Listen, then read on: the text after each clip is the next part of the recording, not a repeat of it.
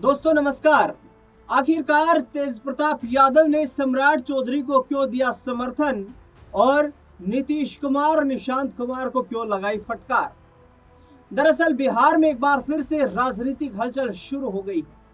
अब नीतीश कुमार के सियासी उत्तराधिकारी को चुनने की कवायद तेज हो चुकी है। सियासी गलियारों में नए मुख्यमंत्री को लेकर तरह तरह की चर्चाएं चल रही है। दिल्ली से पटना तक बैठकों का दौर शुरू हो चुका है।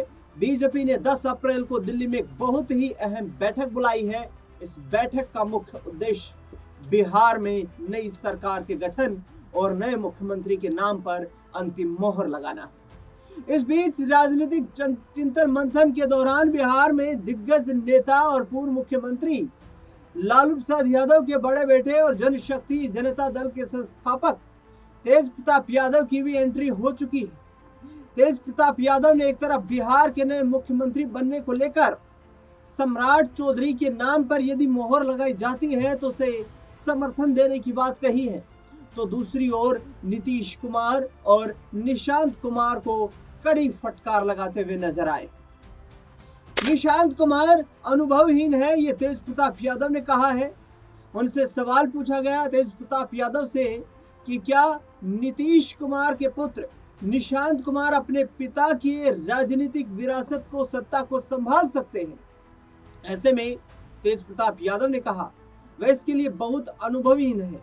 वह उम्र में मुझसे बड़े हो सकते हैं, लेकिन राजनीति में अनुभव मायने रखता है। वर्तमान में उप मुख्यमंत्री सम्राट चौधरी का नाम मुख्यमंत्री पद के लिए चर्चा में होने पर तेज प्रताप यादव ने कहा अगर वह मुख्यमंत्री बनते हैं तो ठीक है, उन्हें मेरा समर्थन रहेगा। तेज प्रताप यादव ने एनडीए सरकार की कथित विफलताओं को लेकर अपने छोटे भाई तेजस्वी यादव के सोशल मीडिया अभियान पर भी असहमति जताई है। उन्होंने कहा हम सभी बिहार में पैदा हुए हैं और यहीं पले बड़े हैं। हमें अपने गृह राज्य के बारे में हमेशा अच्छी बात करनी चाहिए, जो भले ही गरीब राज्य दिखता हो, लेकिन यहाँ के लोग जो हैं वो दिल के अमीर लोग होते हैं। निशांत कुमार पर अब टिप्पणी करी है डॉक्टर अरुण कुमार ने। बिहार में राजनीतिक हलचल को लेकर पूर्व सांसद डॉक्टर अरुण कुमार ने कहा कि हम लोग नीतीश कुमार के फैसले के साथ हैं, लेकिन यदि व्यक्तिगत राय के रूप में जाना जाए तो ये उचित निर्णय नहीं नजर आता है। नीतीश कुमार ने जयप्रकाश नारायण, कर्पूरी ठाकुर और लोहिया की विरासत को आगे बढ़ाने में योगदान दिया। उन्होंने कहा मैं पहले दिन से कह रहा हूं कि जदयू को मजबूती देने के लिए और लोगों में अगर किसी को विश्वास होता है तो वो निशांत कुमार है। वह युवा है, 20 साल उनके पिता राजनीतिक तौर पर सक्रिय रहे, मुख्यमंत्री रहे। सत्ता में रहने के बाद भी अहंकार उन्हें छू नहीं सका। पैसे का कोई आकर्षण नहीं दिखता, कपड़े का कोई शौक नहीं है। युवा होते हुए आध्यात्मिक मूल्य से जुड़ा हुआ है। वह एक साफ छवि का व्यक्ति है। दरअसल अब मुख्यमंत्री कौन होगा, इसको लेकर एनडीए ने जिस तरीके से रामकृपाल यादव का बयान आया है कि एनडीए ही चुनेगा बिहार का मुख्यमंत्री। नीतीश कुमार के राज्यसभा सदस्य चुने जाने के बाद बिहार की राजनीति में हलचल काफी तेज है और राज्य का अगला मुख्यमंत्री कौन होगा ये चर्चा चल रही है। बिहार सरकार के मंत्री रामकृपाल यादव ने इस पर प्रतिक्रिया व्यक्त करते हुए कहा कि नीतीश कुमार अब राज्यसभा के सदस्य चुने गए हैं। इसके तहत एक निर्धारित प्रक्रिया होती है जिसके अनुसार उन्हें शपथ लेनी होगी। इसी प्रक्रिया के तहत उन्होंने विधान परिषद की सदस्यता से इस्तीफा दे दिया है। रामकृपाल यादव ने कहा कि अब आगे क्या होगा ये आने वाले दिनों में साफ हो जाएगा। उन्होंने बताया कि एनडीए विधायक दल की बैठक होगी जिसमें सभी आवश्यक प्रक्रियाएं पूरी की जाएंगी।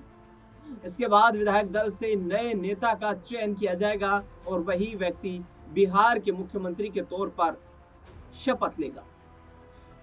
किन राजनीतिक दिग्गजों पर नजरें टिकी हुई है वो भी आपको बता देते हैं। दरअसल 10 अप्रैल को होने वाली बीजेपी की दिल्ली में बैठक, जो कि राष्ट्रीय अध्यक्ष नितिन नवीन की अध्यक्षता में होगी, उस बैठक में बिहार बीजेपी कोर ग्रुप के तमाम बड़े दिग्गज और दिल्ली के शीर्ष नेता शामिल होंगे। बैठक में प्रदेश अध्यक्ष संजय सरावगी, डिप्टी सीएम सम्राट कुमार चौधरी, विजय कुमार सिन्हा भी मौजूद रहने वाले हैं। इनके अलावा नित्यानंद राय, संजय जायसवाल, क्षेत्रीय संगठन महामंत्री नागेंद्र जी और प्रदेश महामंत्री भिखू भाई दलसानिया भी शामिल रहेंगे। इस महामंथन के लिए बिहार सरकार के मंत्री दिलीप जायसवाल और मंगल पांडे जैसे नेताओं को भी बुलावा भेजा गया है। यानी कि साफ तौर पर स्पष्ट है, आगामी एक हफ्ते का जो वक्त है ये बिहार की राजनीति के लिए बहुत महत्वपूर्ण वक्त है। इस एक हफ्ते के वक्त में बिहार में सब कुछ बदल जाएगा। सीएम कुर्सी पर कौन बैठेगा वो चेहरा बदल जाएगा, मंत्रिमंडल में भी फेरबदल हो जाएगा, बिहार में सत्ता का परिवर्तन हो जाएगा। बीजेपी को पहली बार बिहार में मुख्यमंत्री बनाने का मौका मिल जाएगा।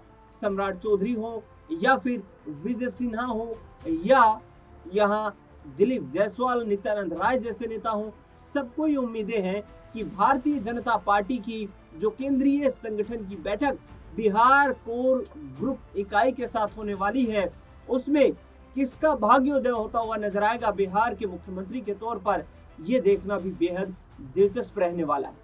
भारतीय जनता पार्टी ने पिछले 2 सालों से जिस तरीके के राजनीतिक फैसले विशेष तौर पर मुख्यमंत्री की कुर्सी को लेकर लिए हैं, वो वाकई देखा जाए तो अत्यंत महत्वपूर्ण है। बता दें आपको कि यह सिलसिला शुरू हुआ वर्ष 2023 से ही, जब राजस्थान और मध्य प्रदेश की विधानसभा के चुनाव थे। राजस्थान में सबको ये उम्मीदें थी कि राजस्थान में वसुंधरा राजे सिंधिया को बीजेपी यदि सरकार बनाने की पोजीशन में आती है तो मुख्यमंत्री की कुर्सी सौंपी जाएगी, लेकिन ऐसा नहीं हुआ। नए चेहरे भजनलाल शर्मा को मुख्यमंत्री की कुर्सी पर बैठाया गया। उन्हें वसुंधरा राजे सिंधिया के हाथ से उनका प्रोजेक्शन करवाया गया, यानी कि उनके नाम पर मोहर लगवाई गई। इसके साथ ही मध्य प्रदेश में शिवराज सिंह चौहान डैम श्योर नजर आ रहे थे कि 2023 के विधानसभा चुनाव में यदि मध्य प्रदेश में भारतीय जनता पार्टी कंटिन्यू अपनी गवर्नमेंट को करती है तो वहां पर शिवराज सिंह चौहान की राजनीतिक शख्सियत का चेहरा बीजेपी संगठन में कोई नजर नहीं आ रहा था। लेकिन वहां भी डॉक्टर मोहन यादव की ताजपोशी करके बीजेपी ने सबको चौंका दिया।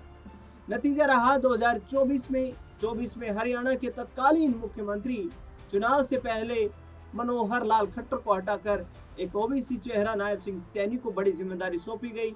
चुनाव से ठीक 6 महीने पहले हरियाणा का मुख्यमंत्री बदलकर नायब सिंह सैनी को हरियाणा की कमान सौंपी गई। राजधानी दिल्ली की बात करें तो यहाँ पर तमाम दिग्गज नेताओं को 2025 में 8 फरवरी के दिन सबको पछाड़ते हुए जिस तरीके से नतीजे आए भारतीय जनता पार्टी के समर्थन में, और उसी आधार पर भारतीय जनता पार्टी हाईकमान ने यह तय किया कि राजधानी दिल्ली में किसी महिला सीएम को जिम्मेदारी सौंपी जानी चाहिए। शालीमार बाग से जीत दर्ज करने वाली रेखा गुप्ता को दिल्ली की मुख्यमंत्री बनाकर बीजेपी ने सबको चौंका दिया। उसी आधार पर अब नजरें टिकी हुई हैं बिहार पर कि बिहार में जो चर्चित चेहरे हैं, सम्राट चौधरी जैसे लोगों की हम लगातार बात कर रहे हैं, क्या उन्हीं पर विश्वास जताया जाएगा या फिर किसी नए चेहरे को यहाँ पर भारतीय जनता पार्टी हाईकमान बड़ी जिम्मेदारी देते हुए बिहार के मुख्यमंत्री के तौर पर नजर आएगी। किसे बनना चाहिए बिहार का मुख्यमंत्री बीजेपी के कोटे से? आपकी क्या राय प्रतिक्रिया है? कमेंट बॉक्स में हम इंतजार रहेगा। इस खास रिपोर्ट में फिलहाल के लिए इतना ही। देश दुनिया से जुड़ी तमाम बड़ी खबरों के लिए देखते रहिए SPN 9 न्यूज़।